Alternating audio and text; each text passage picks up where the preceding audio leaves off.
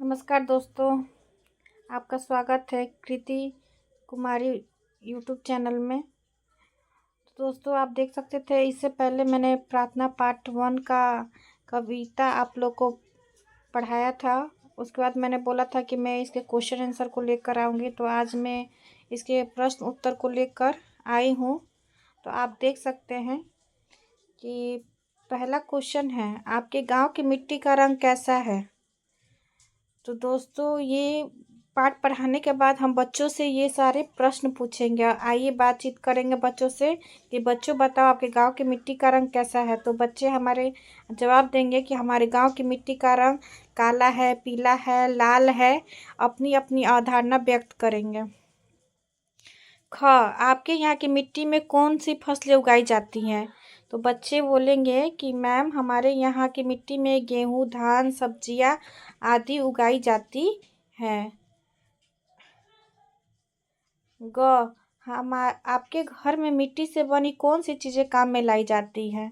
तो बच्चे अपनी प्रतिक्रिया देंगे कि मैम हमारे घर में मिट्टी से दिया, चूल्हा, घड़ा काम में लाई जाती हैं।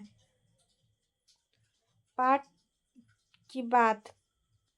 ख, प्रभु से किन किन चीज़ों को सरल बनाने की प्रार्थना की गई है। प्रभु से देश के घर, घाट, वन और बाट को सरल बनाने की प्रार्थना की गई है। प्रभु से किन किन चीज़ों को विमल बनाने की प्रार्थना की गई है। प्रभु से देश के तन, मन और देश के घर के भाई बहन को विमल बनाने की प्रार्थना की गई है।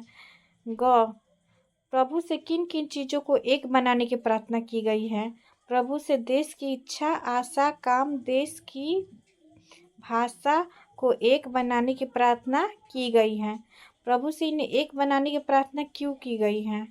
प्रभु से इन्हें एक बनाने की प्रार्थना इसलिए की गई है कि हम सभी एकता के सूत्र में बंधे रहें और एक दूसरे के दुख सुख का अनुभव कर सके।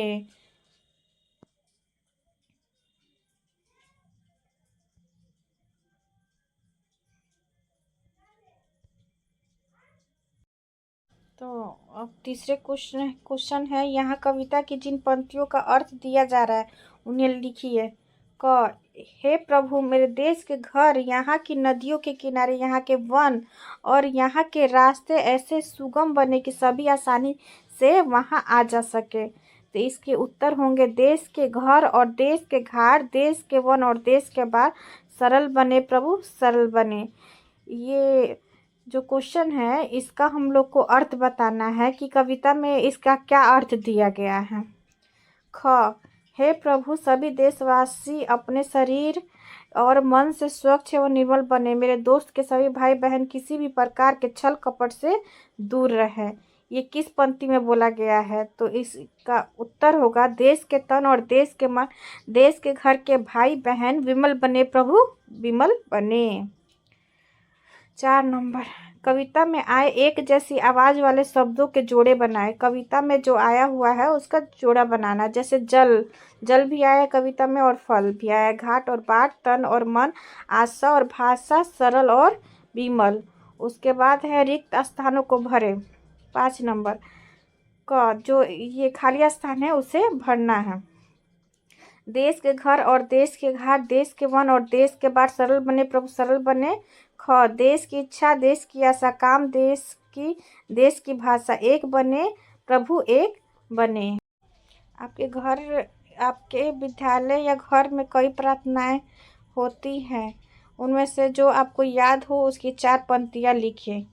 तो मैंने अपने स्कूल में, मेरे स्कूल में हमेशा सुबह सवेरे लेकर तेरा नाम प्रभु की प्रार्थना होती है, तो मैंने उसी को लिखा है। सुबह सवेरे लेकर तेरा नाम प्रभु, करते हम शुरू आज का काम प्रभु, शुद्ध भाव से तेरा ध्यान लगाए हम, विद्या का वरदान तुम्ही से पाए हम। 7 नंबर प्रश्न है, अपने देश के बारे में 5 वाक्य लिखे। तो मैंने लिखा है मेरे देश का नाम भारत है, भारत की राजधानी नई दिल्ली है, भारत 15 अगस्त 1947 को आज़ाद हुआ था, भारत का राष्ट्रीय ध्वज तिरंगा है, भारत में कई तरह के त्यौहार मनाए जाते हैं। धन्यवाद दोस्तों, अगर मेरा चैनल आपको पसंद आया हो तो प्लीज़ लाइक और सब्सक्राइब ज़रूर करें।